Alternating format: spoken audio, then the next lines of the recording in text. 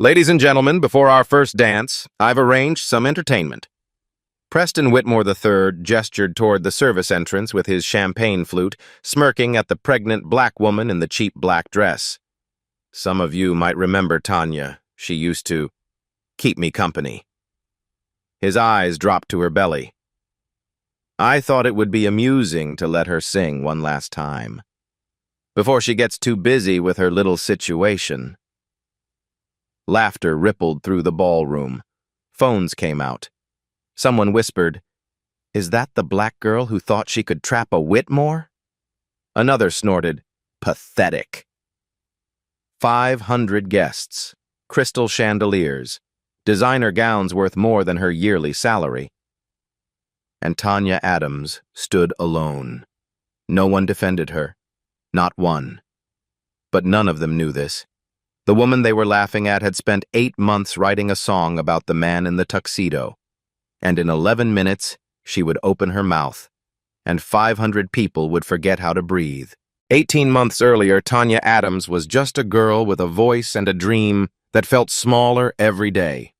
Every night she sang at Delilah's Jazz Lounge, a cramped club in downtown Detroit that her late father had helped build with his bare hands 30 years ago. The walls were cracked and yellowed with age. The piano was perpetually out of tune, no matter how many times old Mr. Henderson came to fix it. The tip jar behind the bar rarely held more than $40 on a good night. The neighborhood had changed around the club. Gentrification crept closer every year, pushing out the families who had lived there for generations.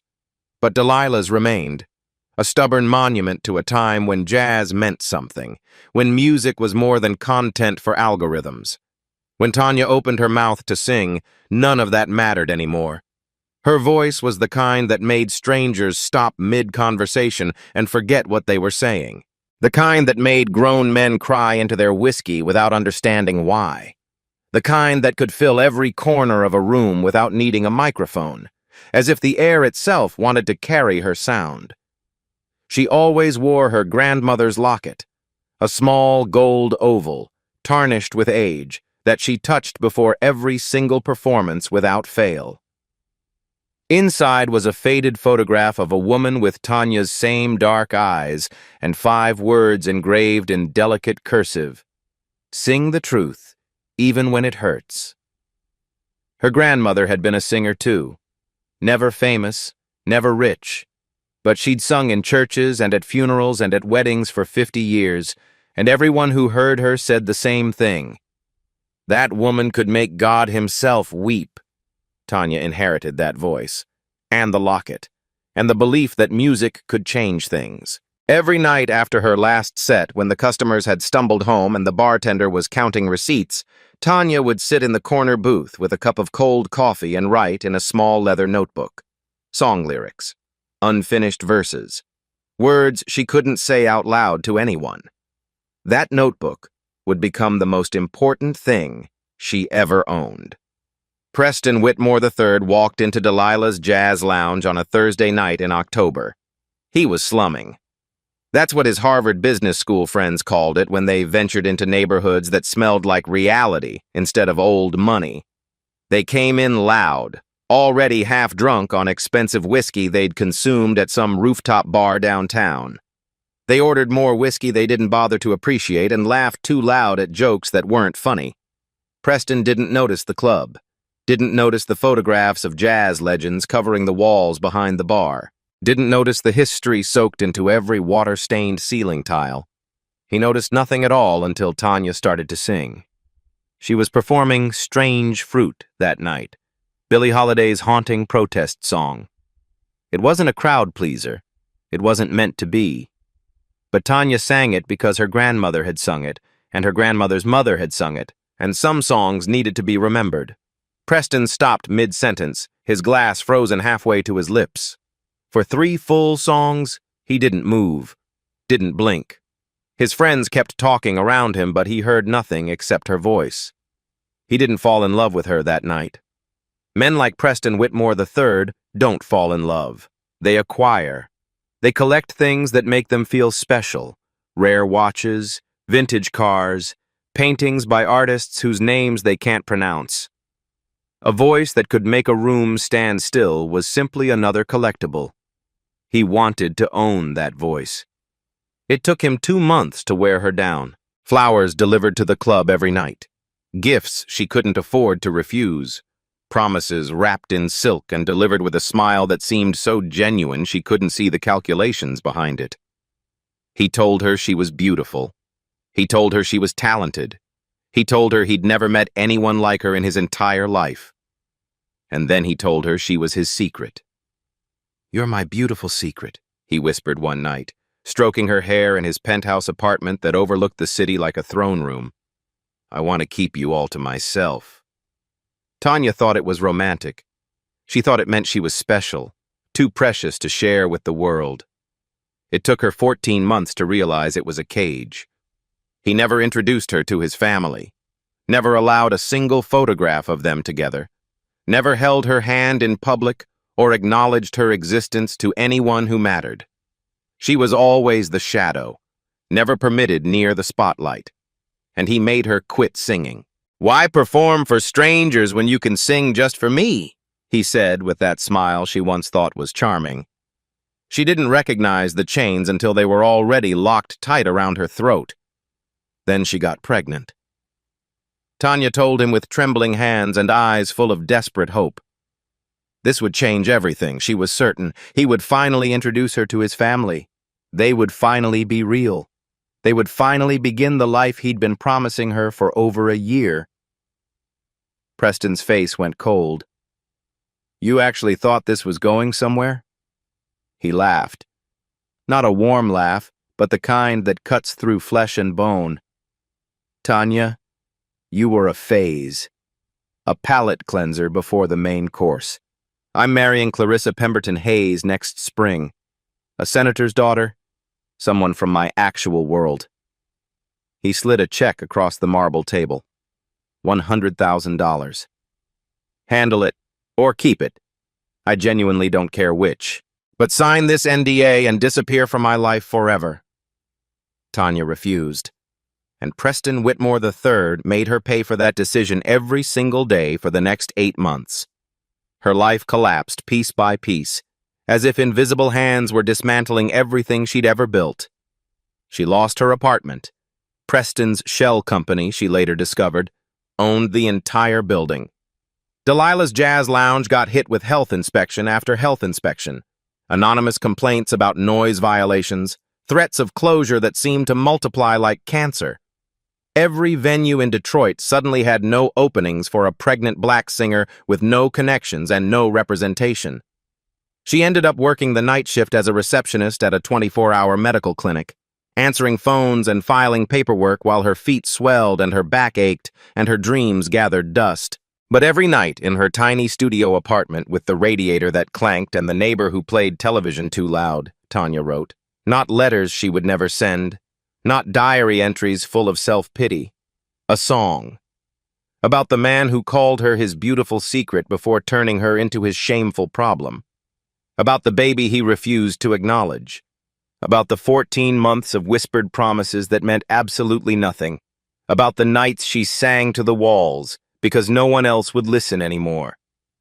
She wrote that song 51 times, editing, rewriting, perfecting every word until each syllable was a weapon.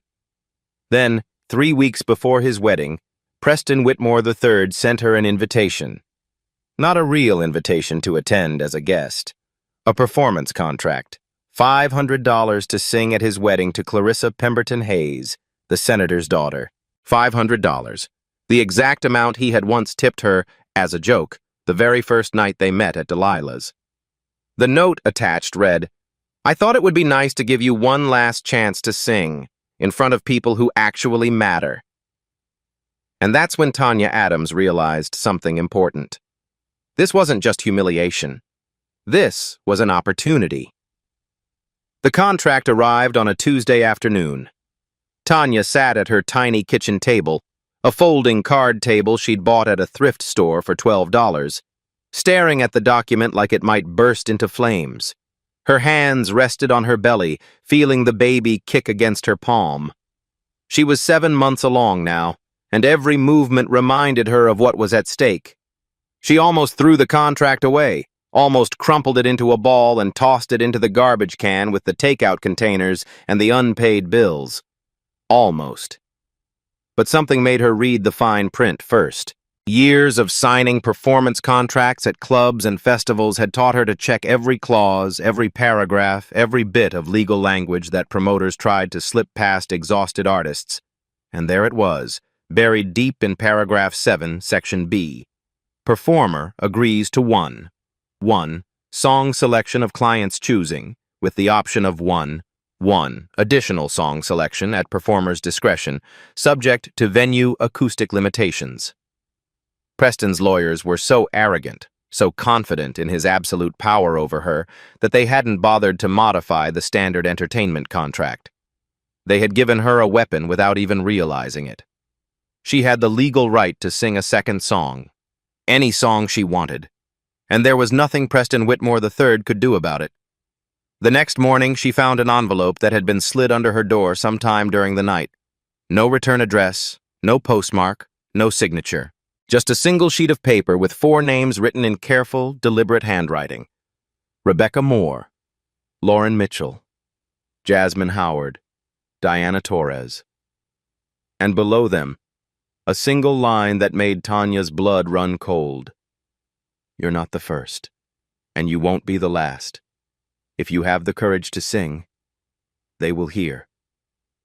Someone who was once exactly where you are. Tanya stared at those names for a long time. She didn't recognize any of them, had no idea who they were or what connected them to Preston Whitmore. But something in her gut, the same instinct that had made her refuse the $100,000, the same instinct that made her keep writing that song night after night, told her she needed to find out. That night she called a phone number she hadn't dialed in almost 2 years. Mama Tony answered on the second ring like she'd been waiting. Antoinette. Mama Tony Williams was 67 years old, with silver hair she refused to dye and hands that still remembered every piano chord she'd ever learned. She had been a backup singer for Aretha Franklin in the 70s. She had performed at the Apollo Theater 17 times. She had taught Tanya everything she knew about using her voice as something more than entertainment, as a weapon. I need to sing a song, Tanya said without preamble, and it needs to be the most memorable performance of my entire life. There was silence on the line. Then, sing it for me.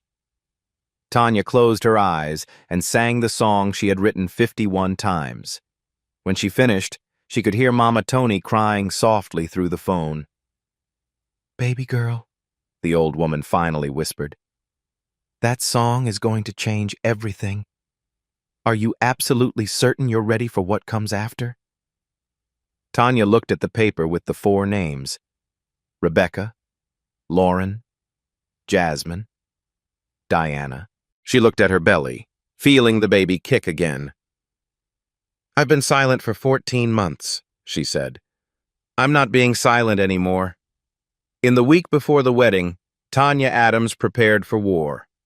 Mama Tony met her every day at the old community center on Gratiot Avenue, where the floors creaked and the mirrors were cracked, but the acoustics were surprisingly decent. They worked for hours on technique, on breath control, on projection, all the fundamentals Tanya had neglected during her 14 months of being Preston Whitmore's hidden secret. But there was one thing Mama Tony taught her that would matter more than everything else combined. The hold. It was an ancient technique, circular breathing, the kind that opera singers and jazz legends used to sustain a note far beyond what seemed humanly possible. You learn to inhale through your nose while simultaneously pushing air out through your mouth using your cheek muscles. It took years to master properly. Tanya had 1 week. Aretha could hold for 25 seconds, Mama Tony said, demonstrating the technique. Whitney could do 28 on her best nights. She leaned forward, her dark eyes sharp as knives. If you can hold for 30, no one in that room will ever forget you. Not for the rest of their natural lives. Tanya practiced until her lungs burned and her diaphragm cramped, and stars danced at the edges of her vision. She practiced until her neighbors complained. She practiced until her throat was raw. 20 seconds. 25. 28. 30. She could do it. Mama Tony also made a phone call to her niece, Denise, a wedding planner who, by convenient coincidence, happened to be working the Whitmore-Pemberton wedding. "My niece will keep an eye on you," Mama Tony promised. "You won't be completely alone in that ballroom." And there was also Derek Webb, a sound engineer Tanya had worked with at a music festival in Atlanta 3 years earlier. She had covered for him when a technical mistake nearly got him fired, lied to the promoter, and took the blame herself. Derek had sworn he would repay the favor someday. Now he was running sound for the Whitmore wedding. "I owe you," Derek said when she called him. "Tell me what you need.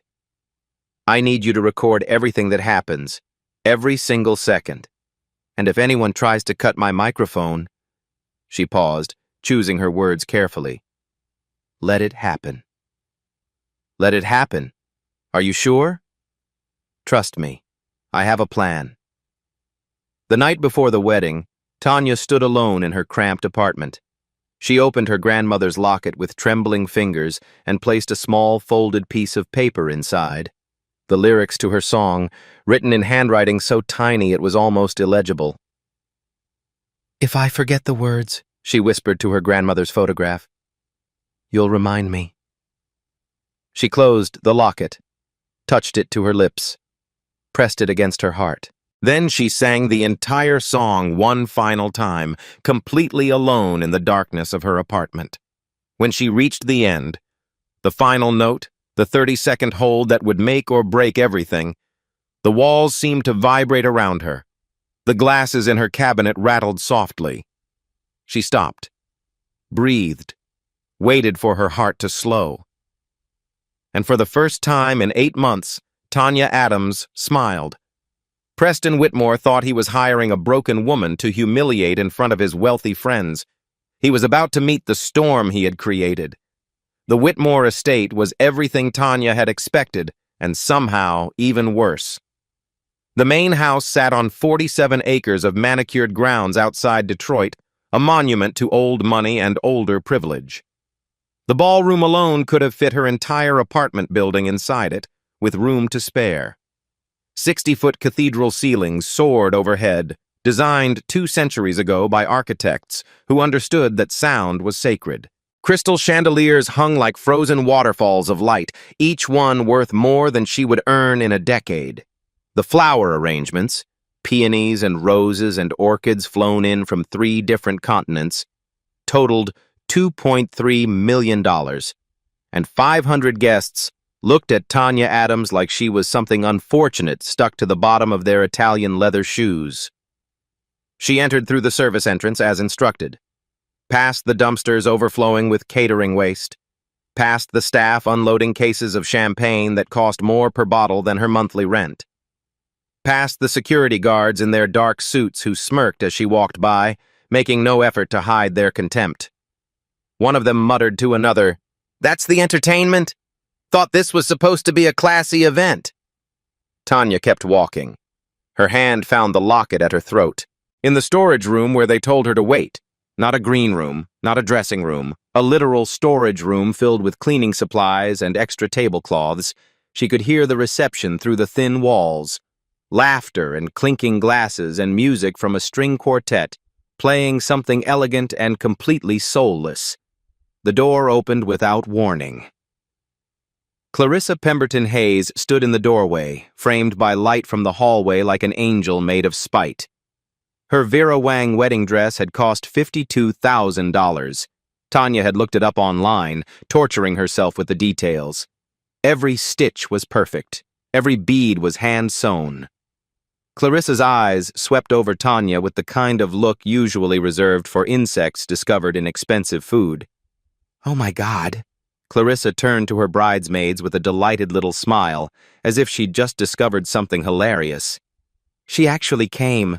Preston said she would, but honestly, I didn't believe him." Her gaze dropped to Tanya's belly, lingering there with undisguised disdain.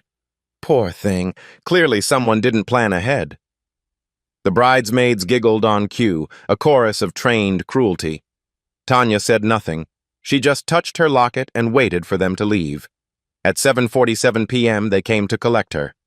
500 guests turned to stare as a pregnant black woman in a simple black dress walked to the center of the most expensive ballroom in Michigan. The whispers started immediately, spreading through the crowd like poison through water. The MC read from a prepared card. "Ladies and gentlemen, Mr. Preston Whitmore III has arranged a very special surprise for this evening." And then Preston gave his little speech, the one about entertainment, about how amusing it would be, about someone like her getting to perform in a room like this. The laughter that followed was the cruelest sound Tanya had ever heard. The pianist, a young man in a tuxedo who had been given very specific instructions, began playing the introduction to At Last. It was Etta James's classic love song, the one that played at weddings and romantic movies and moments of genuine joy. Preston had chosen it deliberately. He wanted Tanya to sing about finding love at last while standing alone and pregnant at his wedding to another woman. The irony was supposed to be the joke. Tanya didn't sing. The pianist played the intro again, and again. His fingers stumbled slightly, confused. "Is there a problem?" Preston called out from the head table, clearly enjoying himself immensely. "Did you forget the words?" Laughter rippled through the ballroom again. Tanya lifted her chin. "I'm changing the song." The room went quiet. "The contract specifies that I get to choose one song myself," she said, her voice clear and unwavering despite the 500 hostile faces staring at her. "I'm using that right now, for the first song." Preston's smile flickered, then steadied. "That's not how—" Paragraph 7, Section B. Tanya held up her phone, displaying a photograph of the contract. "One song of your choosing, one of mine. Would you like me to read the specific language out loud, in front of all your guests?" Silence stretched across the ballroom like a held breath. Preston's jaw tightened almost imperceptibly, but he was aware of 500 pairs of eyes watching him, 500 phones ready to record any outburst. He had an image to maintain. He waved his hand dismissively. "Fine, one song, make it quick." Tanya signaled to Derek Webb at the sound booth. A different piano track began playing through the speakers. Not At Last. Not anything anyone in that room had ever heard before. Something new. Something written in darkness and solitude over 51 drafts. "This song is called Beautiful Secret," Tanya announced. "I wrote it myself." She looked directly at Preston Whitmore III. "And it's for the man who's about to get married." The murmuring intensified. Confused glances were exchanged. Phones emerged from pockets and purses. Tanya touched her grandmother's locket one final time. She closed her eyes. She drew a breath from the deepest part of her diaphragm, exactly the way Mama Tony had drilled into her for hours, and she opened her mouth. The first note. It wasn't loud. It wasn't dramatic or showy or designed to impress. Just a single note. One pure sound rising from her throat into the air. But it rang. The cathedral ceiling, 60 feet of acoustic perfection, designed by craftsmen who understood that some sounds were sacred, caught her voice like a loving hand, amplified it, carried it to every corner of that massive ballroom without losing a single vibration. And something extraordinary happened. Preston Whitmore's smirk died on his face. Not faded, not diminished, died. As if someone had reached inside him and simply switched it off. Clarissa Pemberton Hayes stopped whispering to her maid of honor mid-sentence, her mouth still open, but no words emerging. A man at table 7 had been raising a champagne glass to his lips. His arm froze in mid-motion, the crystal flute suspended in empty air, completely forgotten. The pianist's hands stopped on the keys, paralyzed. A woman in the front row dropped her clutch purse. Not fumbled it, not juggled it, simply dropped it because she had forgotten she was holding anything at all. Security guards who had been moving toward Tanya stopped mid-step, their professional composure shattered by something they couldn't name. But it wasn't just a few people scattered through the room. Not 10, not 50, not even 100. All 500. From the billionaires at the VIP tables to the catering staff along the walls. From the United States Senator to the bartender refilling champagne. From the bride in her $52,000 gown to the busboy who had paused with a stack of dirty plates. Every single person in that ballroom. Frozen. In one collective instant. 3 seconds. One note. And 500 people forgot where they were. This wasn't merely good. This wasn't impressive or talented or any of the inadequate words critics use to describe voices. This was transcendent. This was the voice that Preston Whitmore III had heard 18 months ago in a rundown jazz club and thought to himself, I want to own this. He had never understood, never could have understood. You don't own something like this. You survive it, if you're lucky. Tanya opened her eyes. The room was still frozen around her, and she began to sing. You called me your beautiful secret, kept me hidden like a shameful thing. 14 months of whispered promises while you wore another woman's ring. Her voice wove through the ballroom like silk wrapped around a razor blade, beautiful and dangerous in equal measure. Every word was crystal clear, every syllable deliberately chosen. This wasn't performance, this was testimony. The guests who had been laughing just moments before weren't laughing anymore. Their faces shifted from amused to confused to deeply, profoundly uncomfortable. Those who knew the rumors started putting pieces together. 14 months? A secret relationship? While he was engaged? You said not yet, not yet, not yet. My family wouldn't understand. But I understand now, darling. I was never part of your plan. Preston shot to his feet. This is absolutely ridiculous. But his voice couldn't compete. The cathedral ceiling wasn't on his side. It was on hers. He spoke. No one heard. She sang. Everyone listened. Then came the second verse, and the revelation that would shatter everything. When I told you about our baby, you looked at me like I was dirt. Handle it, you said, or disappear. Like I was trash that needed to be hurt.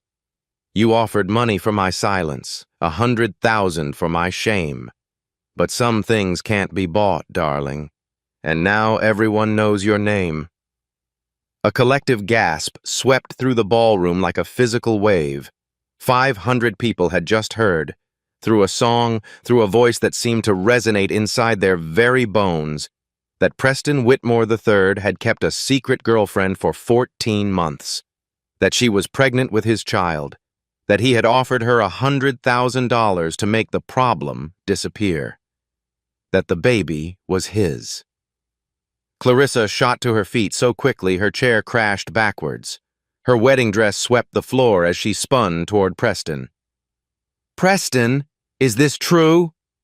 He couldn't answer. He literally couldn't form words, because Tanya was still singing, and the truth was filling every corner of the room like floodwater, impossible to stop or contain. And in the far corner of the ballroom, a brown-haired woman in an expensive dress, someone nobody had particularly noticed before, was crying silently into her hands, not tears of sympathy or emotion, tears of recognition. She knew this song, because she had lived it. Victoria Whitmore sat at the head table, her expression carved from marble. She was 67 years old, the same age as Mama Tony, though the two women might as well have been from different planets. Victoria had built and protected the Whitmore empire through 3 recessions, 2 hostile takeover attempts, and 1 very expensive divorce. She knew how to handle problems. She watched her son's wedding disintegrate in real time, and she made a decision. She leaned toward the string quartet leader, a young man she had personally hired for this event, and whispered 4 words into his ear. He nodded once. His hand moved toward the secondary control panel that managed the backup sound system, the one only staff knew about. Preston caught the signal from his mother. For the first time since Tanya had started singing, something resembling hope crossed his face. "I'm not your beautiful secret. Not anymore. Not today. I'm standing here before your world, and I've got something to say. You tried to silence me, darling. Tried to make me disappear, but I found my voice again, and now everyone can hear." Click. The sound system cut out completely. The microphone went dead. The backing track disappeared into nothing. Sudden, violent, absolute silence. Tanya stood alone in the center of 500 people with no amplification, no music, nothing but the pounding of her own heart. Preston's voice rang out triumphantly in the sudden quiet. "Oops, looks like we're having some technical difficulties." He was grinning now, his confidence restored. "Security? I think the show is over. Please escort her out." 2 large men in dark suits began moving toward Tanya from opposite sides of the room. This was the moment Preston had been waiting for all along. The pregnant black woman humiliated and physically removed from his wedding reception in front of everyone who mattered. The perfect punchline to his perfect joke. Tanya didn't run. She didn't cry. She didn't beg or plead or look around desperately for help. She took a breath, deep, from her diaphragm, engaging every technique Mama Tony had drilled into her over the past week. And she sang, without the microphone. Her voice should have disappeared in a room that large. 500 guests, 60-foot ceilings, no electronic amplification whatsoever. But the cathedral ceiling caught her voice like a prayer rising to heaven, because that's what it was designed to do. 2 centuries ago, this ballroom had been built for worship, for voices that needed to reach God himself. Tanya's voice reached further, raw, unfiltered, more powerful without the microphone than it had ever been with one. "You thought you broke me, baby. Took my home, took my stage. But you forgot one thing, darling. You can't put a voice in a cage. I'm not your beautiful secret. Not anymore.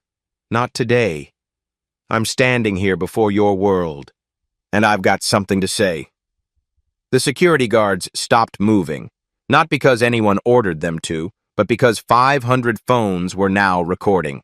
500 witnesses were watching, and anyone who laid hands on a pregnant woman singing her heart out would become the villain in a video that would circle the globe by morning. At the sound booth, Derek Webb quietly activated the network of hidden wireless speakers he had positioned throughout the room, not to amplify Tanya's voice, but to capture it and relay it clearly to every corner of the ballroom. He didn't really need to. The natural acoustics were doing most of the work. But Derek was a professional, and he believed in backup plans. Something shifted in the room. One person stood up, not to leave, to listen better. Then another. A woman from the catering staff, someone who had probably never been noticed by a single guest in her entire career, set down her serving tray, clasped her hands together over her heart, and stood at attention, bearing witness. Then another server, and another. Jerome Washington, a distinguished black man in an expensive tailored suit who had been sitting quietly in a corner table all evening, rose to his feet with dignified grace. His phone was still recording. It had been recording since the moment Tanya first opened her mouth. Within 30 seconds, a third of the room was standing. Not for Preston Whitmore III. For her. The tide was turning. Preston's face had lost all color. He was watching his own wedding reception transform into something else entirely. Watching 500 people slowly, inexorably shift their attention and their allegiance to a pregnant woman in a $40 dress. He had money. He had power. He had lawyers and connections and 4 generations of inherited privilege. But he had nothing. Nothing that could stop this. Nothing that could counter a voice telling the truth. Tanya reached the bridge of the song. Her voice was growing raw from singing without amplification, pushing sound from the deepest part of her diaphragm. Her body ached in ways she couldn't catalog. 7 months pregnant, standing under hot lights, pouring absolutely everything she had into every single note. She should have collapsed by now. Any reasonable person would have. But she had one more thing left to give. She looked directly at Preston Whitmore III, meeting his eyes across the crowded ballroom. He was pale now, sweating through his custom-tailored tuxedo. His mother was whispering frantically into his ear, but he wasn't listening. He couldn't look away from Tanya, and Tanya was looking at him like she could see every lie he had ever told. She opened her mouth, and she hit the note. A single, sustained note. It started soft, almost gentle. Then it built, and built, and built. Not louder, resonant, like the sound was vibrating inside their bones, inside their chests, inside the deepest parts of their skulls. 5 seconds passed. People started realizing she wasn't going to stop. 10 seconds. The guests who were standing began to sit down again. Not because they were tired, because their legs simply wouldn't hold them anymore. 15 seconds. Nobody in the room was breathing. Literally. 500 people were unconsciously holding their breath without even realizing they were doing it. 20 seconds. A woman in the third row started crying. She had no idea why. The tears just came. 25 seconds. Preston Whitmore's face underwent a transformation. The anger drained away. The contempt evaporated. In its place was something he had probably never felt before in his entire privileged life. Terror. Because he was watching something he couldn't buy, couldn't control, couldn't threaten or manipulate or destroy. Something that existed completely beyond his reach. 30 seconds. Tanya stopped. Absolute silence. 1 second passed.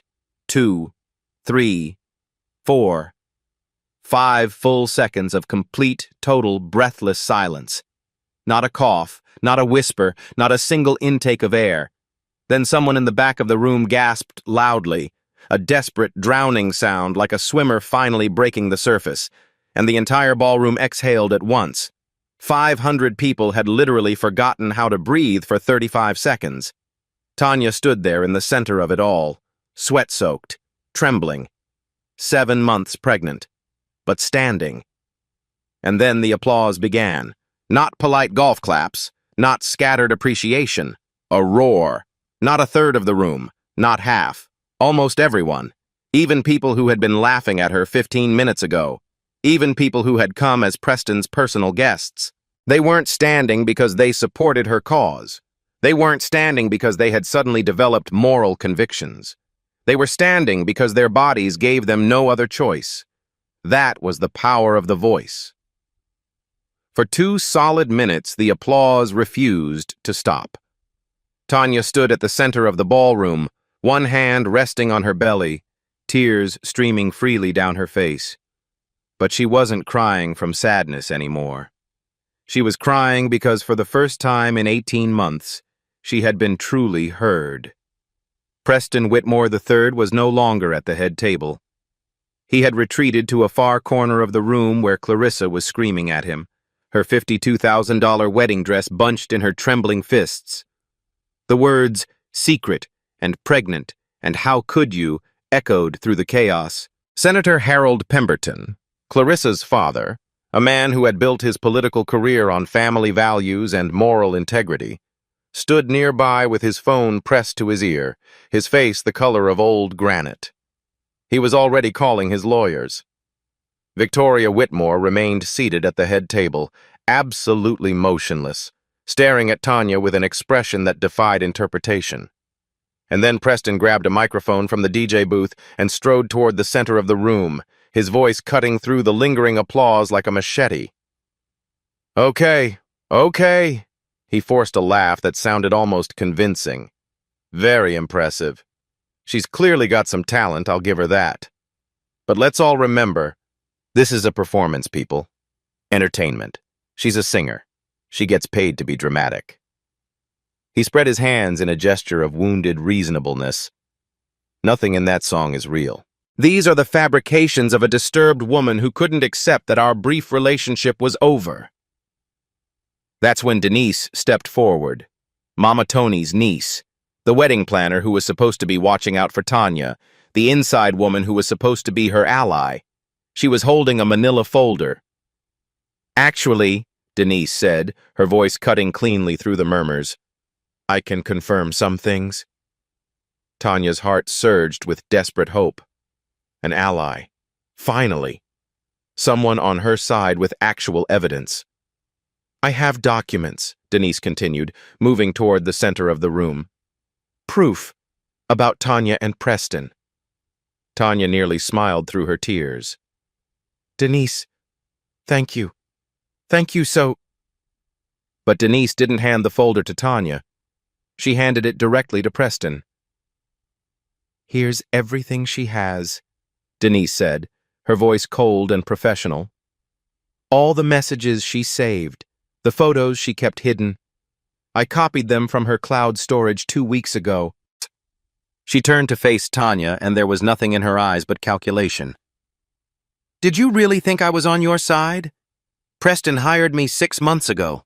To watch you, to get close to you, to find out exactly what kind of evidence you might try to use against him. The floor dropped out from under Tanya's world. Preston's confidence returned like a wave crashing onto shore. Ladies and gentlemen, this is what stalkers do. They obsess. They collect what they call evidence.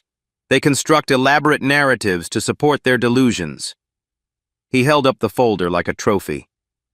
I have documentation showing that this woman followed me for 8 months after our relationship ended, showed up at my office, called me constantly, sent dozens of desperate text messages. That song? Pure fiction, a fantasy she invented to cope with rejection. And the baby? He shrugged with theatrical helplessness. I seriously doubt it's mine. But even if it is, does that excuse this kind of obsessive, destructive behavior? Tanya's voice cracked. You know it's your baby. You offered me $100,000 to... To what? Preston raised an eyebrow. Proof? Do you have actual proof of that? Recordings? Documents? He gestured at the folder in his hand. Or do you just have a song? The room shifted again. Whispered conversations rippled through the crowd. She does seem a little obsessed. Poor Preston, dealing with this on his wedding day. Beautiful voice, but maybe she's just creating drama. Tanya stood alone in the center of 500 people. Her song had filled every corner of this room, had made them forget to breathe, had exposed the truth. But it was just a song. She had no recordings, no lawyers, no evidence that would hold up in any court. She had lost. And then the pain hit. She doubled over with a gasp, both hands clutching her belly. Oh, God! Clear fluid splashed onto the marble floor. She's going into labor! A doctor rushed forward from one of the guest tables. This is premature. 7 months. She needs a hospital right now! Preston didn't miss a single beat. See? Drama right until the very end. She'll do absolutely anything to stay at the center of attention. Tanya looked up at him through the agony, unable to form words. She was in labor, premature labor, being called a liar and a stalker and a fraud, surrounded by 500 people who were starting to believe it. All was lost.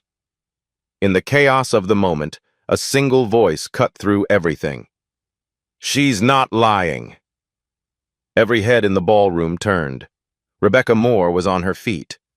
The brown-haired woman who had been crying quietly throughout Tanya's entire performance was standing now, her expensive dress wrinkled, her mascara ruined, her composure completely shattered. I know she's not lying, Rebecca said, her voice shaking but determined.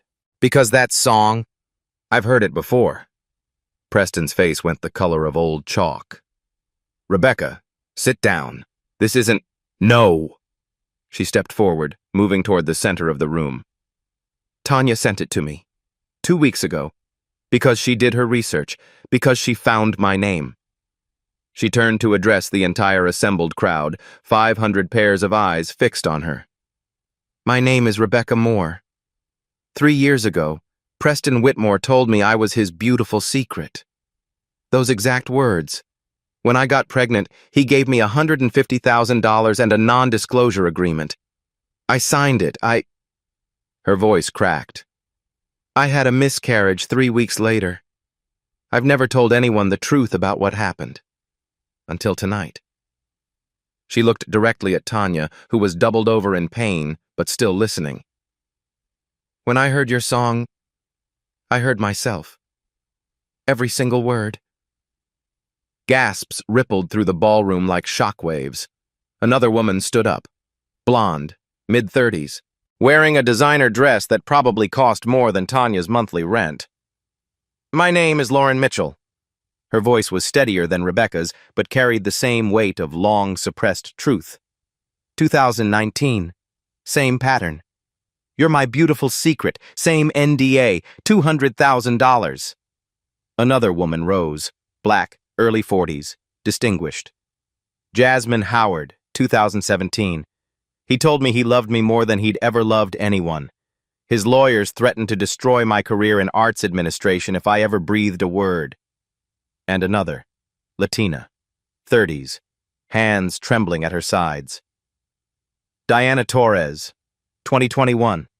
I have a son, Preston's son. He's 3 years old and has no idea who his father is. Because I signed an NDA for $200,000 and a promise that they would leave us alone. 4 women standing. 4 separate stories spanning 6 years. Same pattern. Same words. Same beautiful secret. The whispers that had been turning against Tanya reversed direction like a tide changing, and then Rebecca Moore started to sing. You called me your beautiful secret. Her voice wasn't trained like Tanya's. It wavered and cracked on the high notes, but she knew every word. Lauren Mitchell joined in, her soprano harmonizing unexpectedly well. Kept me hidden like a shameful thing, Jasmine Howard added, her alto voice. Diana Torres joined with tears streaming down her face. 14 months of whispered promises. 4 women who had never met before this night. 4 women who had each believed they were alone in their shame and silence. 4 voices joining together on a song that belonged to all of them. And then, despite the contractions ripping through her body, despite the fluid on the floor and the doctor urging her to lie down, Tanya Adams stood up. You can't, the doctor protested. I have to. And she sang. 5 voices became one, a chorus of survivors, a harmony of women who had been silenced and bought and hidden away, finally singing together in a room full of people who could no longer pretend not to hear. I'm not your beautiful secret. The ballroom was absolutely still. No one moved. No one spoke. No one even seemed to breathe. Victoria Whitmore rose slowly to her feet. Preston? Her voice was cold enough to freeze the champagne in every glass. How many? How many women? Preston looked desperately around the room for support, for allies, for anyone. Mother, this is clearly a coordinated conspiracy to— I am not deaf, Preston. Victoria's composure cracked for the first time in anyone's memory. I just heard 4 women tell the same story, with the same words, across 6 years. She turned to look at Tanya, still singing despite everything. That baby, is that my grandchild? Tanya, through waves of pain. DNA will prove it, but yes. Victoria's face crumpled. I closed my eyes. I knew there were problems, settlements, rumors. And I chose not to look because it was easier. She couldn't finish the sentence. Senator Harold Pemberton stepped forward, his political instincts finally overriding his personal embarrassment. "This wedding is over." "Dad!" Clarissa started. "Enough, Clarissa. I will not let you marry this man, and I will not let my family's name be associated with his." Preston was cornered. His mother had turned. His fiancée's father had canceled the wedding. 4 women were telling the world his secrets. But he wasn't finished. "This is character assassination. They organized this." Tanya, barely standing, supported by Rebecca, cut him off. "We didn't organize anything. We just sang." She looked at him with something like pity. "You invited me here to humiliate me. You wanted to destroy me in front of 500 people. But you forgot something. You can't destroy a voice. And you can't silence the truth when it's being sung." She turned to the room. "I don't have lawyers. I don't have secret recordings. I don't have evidence. I just have my voice and my story. Preston will probably win in court. He has more money than I'll ever see. But he can't unhear what everyone just heard. He can't unsee 4 women stand up and sing the same song. That's not coincidence. That's a pattern. And patterns don't need lawyers. They prove themselves." Jerome Washington stepped forward.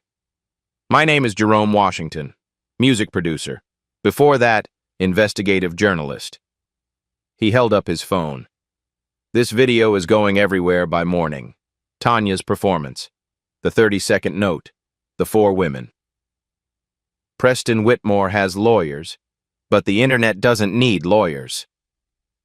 Tanya was being helped onto a gurney now. Before they wheeled her away, she looked at Preston. "You thought you were hiring me to humiliate me. But singing is the only thing I have left. And when that's all you have, you make it count." She closed her eyes as they rolled her toward the door. And as she disappeared, something remarkable happened. A woman from the catering staff started to hum. "You called me your beautiful secret." Another voice joined, and another. The song echoed through the ballroom even after she was gone. Preston stood in the center of his own wedding, alone. 6 months later. No FBI raid. No dramatic arrest. Preston had good lawyers, but he didn't have public opinion anymore. Jerome's video hit 43 million views. The hashtag #HadBeautifulSecret trended for 6 days. 2 million women shared their stories. Whitmore Pharmaceuticals stock dropped 34%. The board forced Preston out. 3 of 4 NDAs were voided, funded with improperly disclosed corporate money. Tanya won an $8 million settlement. Josephine was legally recognized as a Whitmore heir. Preston wasn't in prison. But in his world, what happened was worse. He became nobody. All because of a song. Detroit Medical Center. The night of the wedding. 11:47 p.m. Josephine Adams came into the world screaming, 7 weeks early, but healthy. Her first cry filled the room like a declaration. Tanya, exhausted, held her daughter and laughed through tears. "She's got lungs," Keisha said from beside her. "Her grandmother," Tanya whispered, touching the locket. 3 hours later, there was a knock. Victoria Whitmore stood in the doorway, looking like she'd aged a decade. "May I come in?" Tanya studied her. This woman had sat silently while her son humiliated her, had done nothing. But she had also asked the right question. How many? Tanya nodded. Victoria approached slowly, eyes on the baby. "She's beautiful." Her voice broke. "I'm sorry.